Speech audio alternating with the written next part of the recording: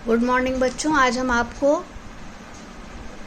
दर्पण के द्वारा प्रतिबिंब कैसे बनता है इसके बारे में बताएंगे। उसके पहले हम आपको जो परिभाषाएं भेज चुके हैं वो समझाने जा रहे हैं इस वीडियो से।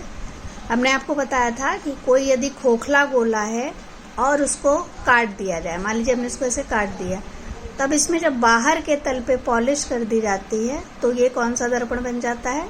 तब ये बन जाता है अवतल दर्पण। और इस खोखले गोले के केंद्र को उस दर्पण का वक्रता केंद्र कहते हैं, जिसको C से प्रदर्शित करते हैं।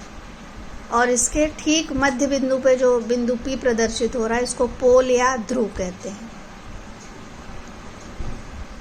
C और P यानी वक्रता केंद्र और ध्रुव के बीचों बीच जो बिंदु होता है उसको क्या कहते हैं? फोकस कहते हैं।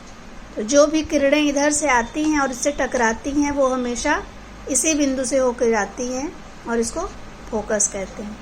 फोकस और ध्रुव के बीच की दूरी को फोकस दूरी कहते हैं और इसे स्मॉल f के द्वारा प्रदर्शित करते हैं। वक्रता केंद्र और ध्रुव के बीच की दूरी या इस गोले की त्रिज्या, इसको इस अवतल दर्पण की वक्रता त्रिज्या कहते हैं और इसको r के द्वारा प्रदर्शित करते हैं। ये हमने आपको सारा बताया था। अब इसको आपको समझ लिए हैं तो आपको आसानी से ये याद हो जाएगा। अब अवतल दर्पण से प्रतिबिंब बनाने के लिए या उत्तल दर्पण से प्रतिबिंब बनाने के कुछ नियम होते हैं। तो सबसे पहले आपको प्रकार की सहायता से, इसको आप हाथ से नहीं बनाएंगे, जब भी कोई भी डायग्राम बनाएंगे तो ये इसी प्रकार से बनाएंगे। और यहाँ पे स्केल का, यहाँ भी स्केल से बनाएंगे, हाथ से नहीं खींचेंगे। यहाँ पे आपको P लिखना है और यहाँ पे C लिखना है और इन दोनों के लगभग बीच में आप F लिख सकते हैं। ठीक, अब इसका नियम हम आपको बताने जा रहे हैं। जब कोई प्रकाश की किरण, मान लीजिए यहाँ से किरणें तो कई आती हैं, हम 2 या 3 किरणों के द्वारा ये समझाते हैं ताकि आपको आसानी से समझ में आ जाए। जब कोई प्रकाश की किरण इसको क्या कहते हैं? मुख्य अक्ष कहते हैं। इस मुख्य अक्ष के समांतर आती है। समांतर मतलब इस प्रकार से कोई प्रकाश की किरण आई तो पहला नियम ये है कि प्रकाश की किरण समांतर जब आती है तो ये दर्पण से टकराने के पश्चात इसके फोकस यानी कैपिटल F से होके गुजरती है। अब इसकी दिशा भी दिखा दें। इधर से गई तो ये ऐसे रही दिशा और ये अब इसकी ये दिशा ये हो गई। पहला नियम ये हो गया। दूसरा नियम क्या है?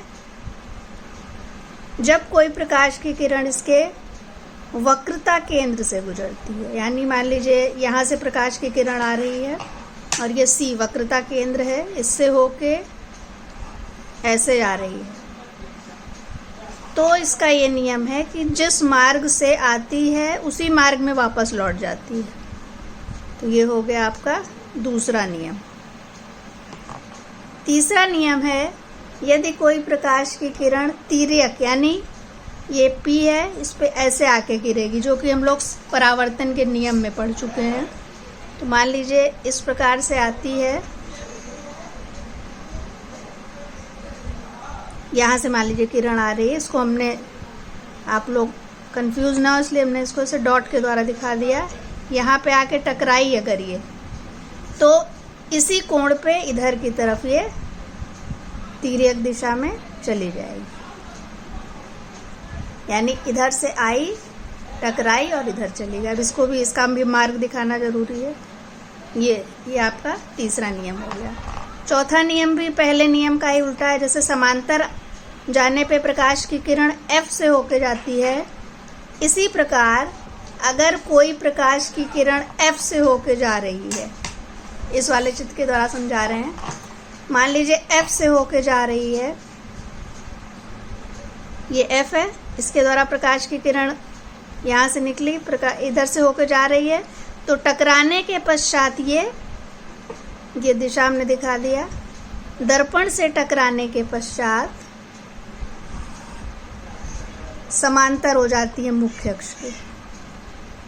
पहले वाला हमने क्या नियम बताया था कि समांतर जाने वाली किरण टकराने के बाद F से होकर जाती है, और इस वाले नियम में क्या है F से होकर जाने वाली किरण टकराने के पश्चात समांतर हो जाती है। ये 4 नियम हैं। अब इन्हीं नियमों की सहायता से हम अगले टर्न में अवतल दर्पण के द्वारा प्रतिबिंब कैसे बनते हैं, अलग अलग स्थिति पर वस्तुएं रखी हों तो प्रतिबिंब कहाँ बनेगा और कैसा बनेगा, ये बताएंगे।